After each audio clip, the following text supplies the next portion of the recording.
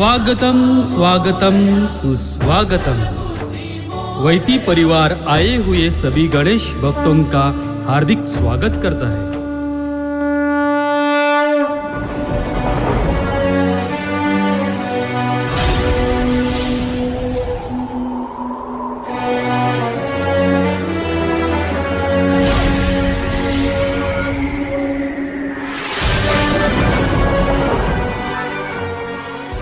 यह घटना है पांडवों और कौरवों की।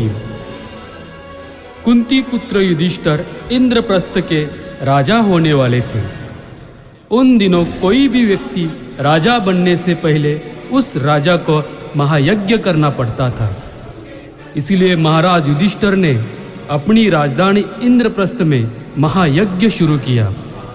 यज्ञ में आए हुए सभी गुरुवर्य, आचार्य, ऋषिमुनि तथा सभी राजाओं का महाराज युधिष्ठिर ने आदरपूर्वक सत्कार किया। यज्ञ पूर्ण होने के बाद एक ऐसे व्यक्ति की अग्र पूजा की जाती थी जो देश में सबसे महान हो। उस महापुरुष का आशीर्वाद प्राप्त करके ही कोई भी राजा अपने सिर पर राजमुकुट धारण कर सकता था। अब महाराज युधिष्ठिर के आगे ये कठिन समस्या थी कि वो अग्र पूजा किसकी करे।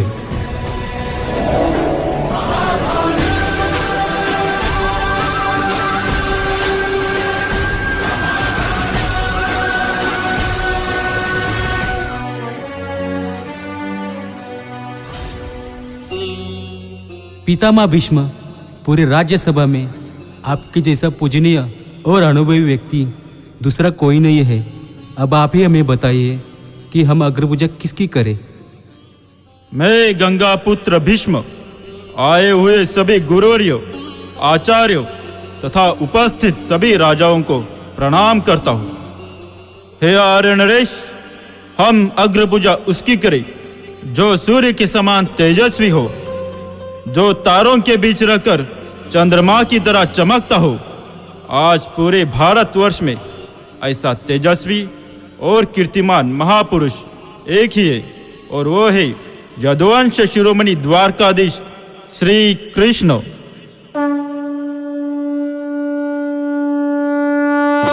द्वारकाधीश कृष्ण की जय, द्वारकाधीश कृष्ण की जय।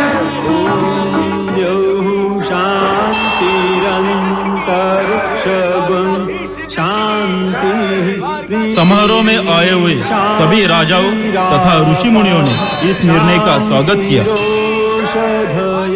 रुक जाओ, मैं जबीराज शिशुपाल आप सभी के इस निर्णय का विरोध करता हूँ।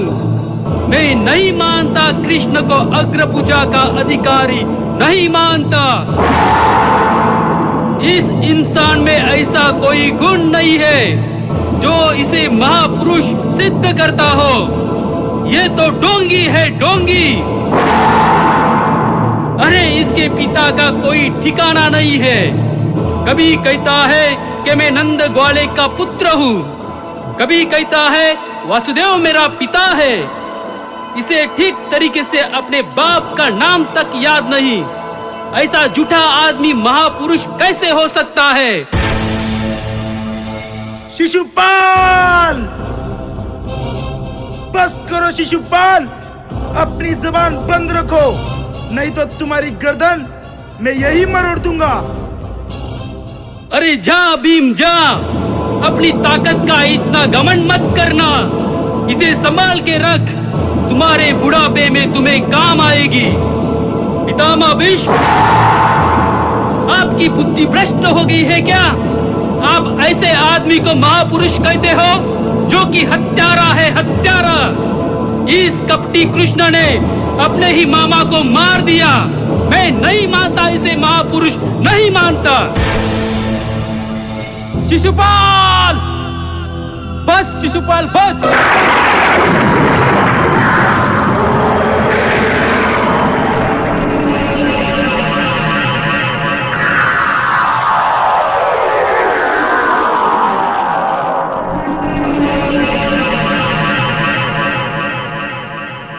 नहीं दाऊ भैया, नहीं।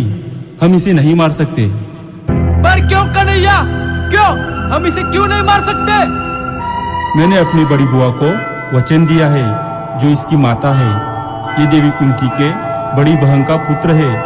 जब तक ये 100 अपराध पूरे नहीं करता, मैं इसे नहीं मार सकता। पर आप चिंता मत करो दाऊ भैया, मैं इसके अपराध स्वयं गिन रहा हूँ। अब इसके 100 अपराध पूरे होने वाले हैं। जरा ध्यान रखो शिशुपाल। अरे तू क्या मुझे मारेगा? तू तो स्वयं डरपोक है, डरपोक। रणभूमि में दुश्मन को देखते ही भाग जाता है। कायर, रण छोड़। 96 हो गए। मेरे मित्र की बहन रुक्मणी को भगाने वाला भगोड़ा है तू, भगोड़ा। 97। अरे तू तो चोर है, चोर। बचपन में माखन चुराते चुराते अब बड़ा चोर बन गया। 98।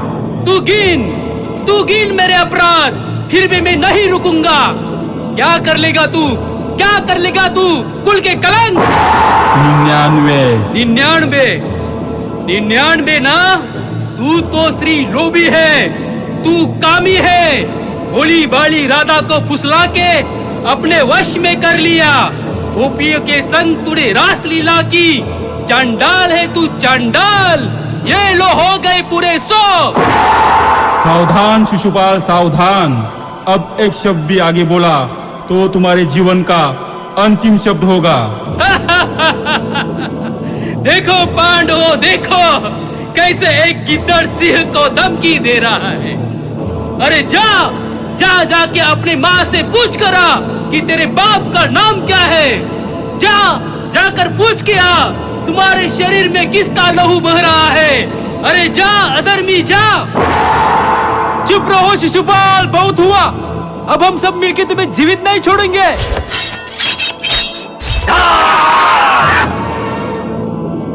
इस सभा में शिशुपाल अकेला नहीं है।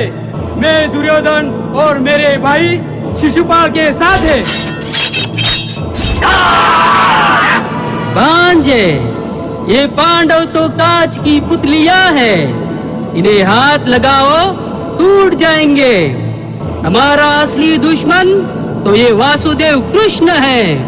पहले इस कपटी कृष्ण को बंदी बना लो। इससे पहले ये लोग मुझे हाथ लगाए, मैं इस पापी अधर्मी कृष्ण को मार देता हूँ। तुमने मुझे विवश कर दिया शिशुपाल।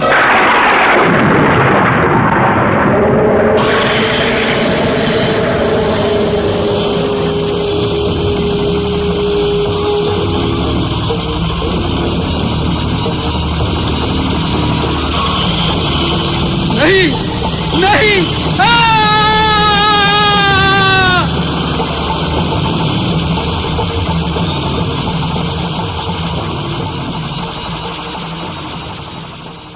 जब धरती पे अधर्म बढ़ता है, तब धर्म की रक्षा करने भगवान एक नया अवतार लेते हैं।